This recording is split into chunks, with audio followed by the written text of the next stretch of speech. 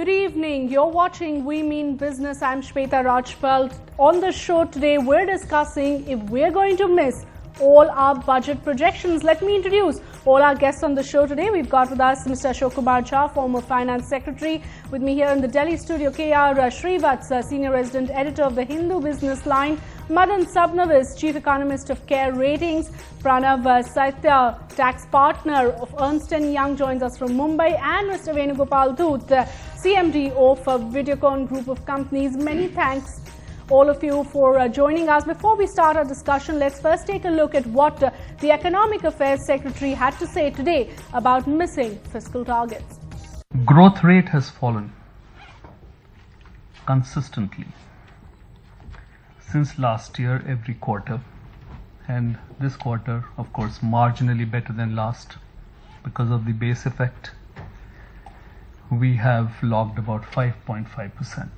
But when we look at having reached 8.5 or the dizzying height of 9%, then 5.5 seems very dismal. Inflation is high by any standards, and this is the major concern of the Reserve Bank of India. Even though the whole price index this year has come down to about 6.9%, we still believe that food inflation is a cause of major concern, and it needs to be tackled in a manner that we are able to give comfort to the regulator, the Reserve Bank, that it is time for them to have a relook at the monetary policy. We need to look at subsidies carefully, but we need to be careful of asking for tax foregone, because that also adds to what I would call, within inverted commas, subsidies, and therefore adds to the problem of fiscal deficit. This year it's around 5.76% as of now. The Economic Affairs Secretary there talking about missing those fiscal targets, but how big a worry is it really? Let me start by first asking about one of the biggest targets that we always look at, the growth projection, where we've clearly, it is now certain we're going to miss the target. We're clearly not going to see the plus 7% growth that was being talked about during the budget. Let me start by asking Mr. Venugopal Dhoot about what the number is likely to be at the end of this year. Mr. Dhoot. Yeah, looking at the global economy, I think it should be 5.5% and it can't go above that. This is because you see all over the world recession is going on and India cannot be exception for that. Even though Prime Minister thought that the growth will be 8% and he had a plan of 10% growth for India, and this 10% growth he wanted for next 10 years too. But this year I think we will have to be contented if we get a yearly average growth of 5.5%.